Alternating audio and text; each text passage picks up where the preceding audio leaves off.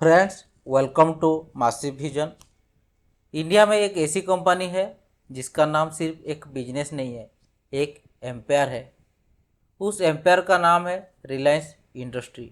आज रिलायंस ऑयल से टेलीकॉम तक, रिटेल से डिजिटल तक, मीडिया से ग्रीन एनर्जी तक हर जगह अपना राज चला रहा है। आज रिलायंस की वैल्यू लाखों करोड़ रुपीस में है, लेकिन कहानी हमेशा इतनी बड़ी नहीं थी। कभी एक छोटा सा सपना था, एक आदमी का सपना। उस आदमी का नाम था धीरूभाई अंबानी। एक स्कूल टीचर का बेटा जो दुनिया का सबसे पावरफुल बिजनेसमैन बनना चाहता था। ये कहानी है एक छोटे गांव से इंडिया की सबसे पावरफुल कंपनी बनने तक की। ये कहानी है स्ट्रगल की, रिस्क की और विजन की। 29 दिसंबर 1932 गुजरात के एक छोटे से गांव चोरवाड़ में एक बच्चा पैदा हुआ। उसका नाम रखा गया धीरूभाई अंबानी।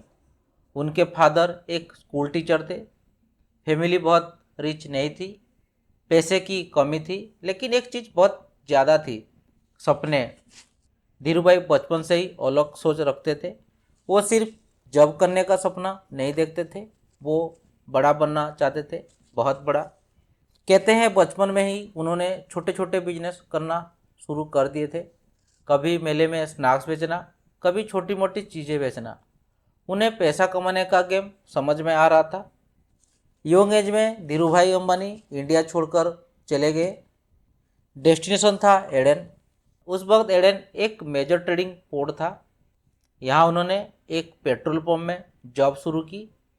कंपनी का नाम था सेल। वहाँ उनका काम था पेट्रोल स्टेशन मैनेज करना। सैलरी ज़्यादा नहीं थी, लेकिन धीरूभाई एक इम्पोर्टेंट चीज़ सीख रहे थे, ग्लोबल ट्रेड का सिस्टम, ऑयल का बिजनेस, इंटरनेशनल फाइनेंस।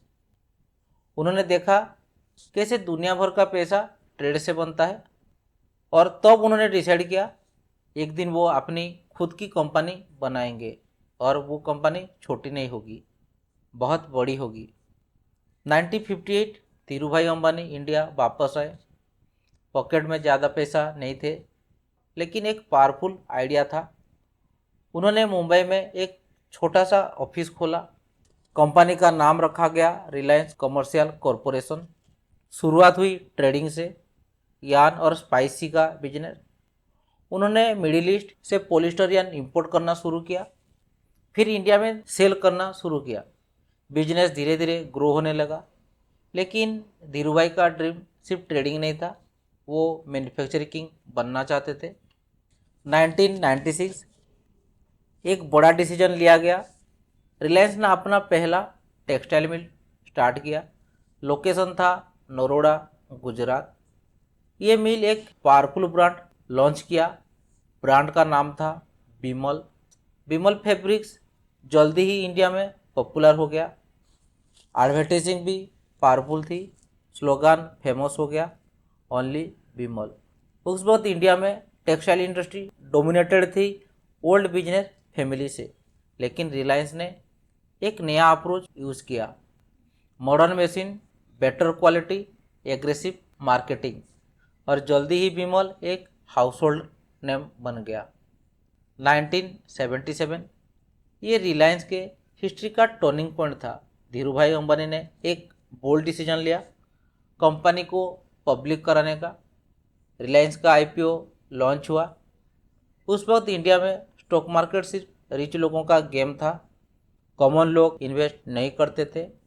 लेकिन धीरूभाई ने एक नया कॉन्सेप्ट इंट्रोड्यूस किया, इक्विटी कॉल्ड।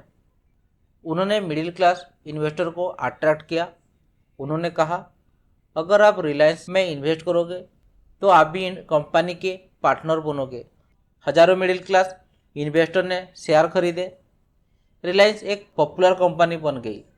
1980 रिलायंस का स्टॉक बहुत फास्ट ग्रो कर रहा था, लेकिन सबको ये पसंद नहीं आया। स्टॉक मार्केट में कुछ पावरफुल ऑपरेटर थे, उन्होंने रिलायंस के अगेंस्ट बेट लगाया। शॉर्ट सेलिंग शुरू हुई, स्टॉक प्राइस गिराने की कोशिश की गई। ये बैटल हुई दलाल स्ट्रीट पर, लेकिन धीरूभाई अंबानी ने काउंटर अटैक किया। उन्होंने अपने सपोर्टर को शेयर खरीदने के लिए एनकरेज किया। डिमांड बढ़ गई और शॉर्ट सेलर को अपनी पोजीशन कवर करनी पड़ी। रिजल्ट, रिलायंस स्टॉक और ज़्यादा ऊपर चला गया। यही मोमेंट था जब रिलायंस एक लेजेंड बन गया। टेक्सटाइल के बाद रिलायंस का नेक्स्ट टारगेट था पेट्रोकेमिकल। ये एक मासिव इंडस्ट्री थी और इसमें एंट्री करना इजी नहीं था, लेकिन धीरूभाई अंबानी रिस्क लेने से नहीं डरते थे। 1980 में रिलायंस ने पेट्रोकेमिकल प्लांट बनाना शुरू किया। Step by step backward integration strategy use हुई। टेक्सटाइल से पॉलिस्टर, पॉलिस्टर से पेट्रोकेमिकल्स। रिलायंस स्लोली एक जायंट कंपनी बन रही थी।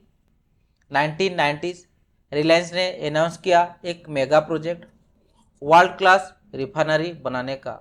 लोकेशन था जामनगर। ये प्रोजेक्ट दुनिया का सबसे बड़ा रिफाइनरी कॉम्प्लेक्स बनाने वाला था। बहुत लोगों को डाउट था इंडिया में इतना बड़ा प्रोजेक्ट पॉसिबल है क्या, लेकिन रिलायंस ने इम्पॉसिबल को पॉसिबल बना दिया।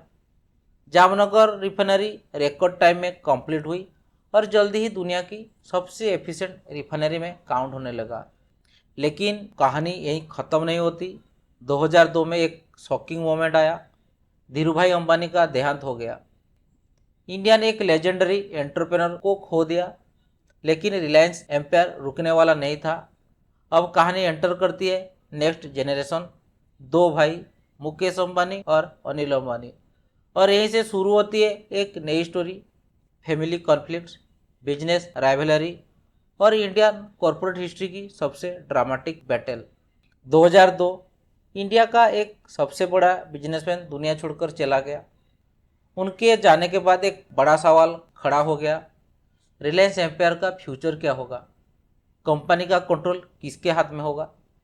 धीरूभाई अंबानी का दो बेटे थे, दोनों ही पावरफुल बिजनेसमैन थे, लेकिन दोनों का स्टाइल बिल्कुल अलग था। मुकेश अंबानी क्वाइट और स्ट्रैटेजिक लीडर थे। वो टेक्नोलॉजी, इंफ्रास्ट्रक्चर और लॉन्ग टर्म विजन पर फोकस करते थे। अनिल अंबानी एनर्जेटिक और पब्लिक पर्सनैलिटी थे। वो फाइनेंस और मार्केट स्ट्रैटेजी में स्ट्रॉन्ग माने जाते थे। शुरू में सब कुछ नॉर्मल लग रहा था, दोनों भाई मिलकर रिलायंस को चला रहे थे, लेकिन धीरे धीरे टेंशन बढ़ने लगी। और फिर एक दिन वो हुआ जो इंडिया के कॉरपोरेट वर्ल्ड में सबसे बड़ा ड्रामा बन गया। 2004 के आसपास मीडिया रिपोर्ट आने लगी कि अंबानी ब्रदर्स के बीच कॉन्फ्लिक्ट चल रहा है। डिसीजन मेकिंग को लेकर डिसएग्रीमेंट हो रही है, कंट्रोल को लेकर टेंशन बढ़ रही है। रिलायंस जैसे ह्यूज एम्पायर को दो अलग विजन गाइड कर रहे थे, एक तरफ मुकेश अंबानी, दूसरी तरफ अनिल अंबानी। सिचुएशन इतनी सीरियस हो गई कि फैमिली डिवाइड होने के स्टेज पर आई। इन्वेस्टर टेंशन में आ गए। स्टॉक मार्केट में अनसर्टेनिटी बढ़ने लगी। आखिरकार अंबानी फैमिली ने एक डिसीजन लिया, फैमिली सेटलमेंट। 2005 में रिलायंस एम्पायर ऑफिशियली स्प्लिट हो गया। स्प्लिट के बाद रिलायंस का एम्पायर दो पार्ट में डिवाइड हो गया। मुकेश अंबानी को मिला रिलायंस इंडस्ट्री, इसके अंडर आया ऑयल बिजनेस, पेट्रोकेमिकल, रिफाइनरी और फ्यूचर टेलीकॉम विजन। दूसरी तरफ अनिल अंबानी को मिला Reliance communication, Reliance power, Reliance infrastructure, Reliance capital. उस वक्त बहुत लोगों को लगता था कि अनिल अंबानी का एम्पायर ज़्यादा फास्ट ग्रो करेगा, क्योंकि टेलीकॉम और फाइनेंस इंडस्ट्री बूम कर रही थी। लेकिन हिस्ट्री ने कुछ और भी प्लान किया था। स्प्लिट के बाद मुकेश अंबानी ने एक साइलेंट स्ट्रैटेजी फॉलो की। उन्होंने रिलायंस को और पावरफुल बनाने पर फोकस किया। ऑयल और पेट्रोकेमिकल ऑलरेडी स्ट्रॉन्ग थे, लेकिन मुकेश अंबानी को पता था फ्यूचर डिजिटल इकोनॉमी का है, इंटरनेट का है, डाटा का है, और इसी विजन ने एक दिन इंडिया का टेलीकॉम इंडस्ट्री हिला दिया। 2010 के आसपास रिलायंस क्वाइटली एक नया प्रोजेक्ट डेवलप कर रहा था, एक टेलीकॉम नेटवर्क।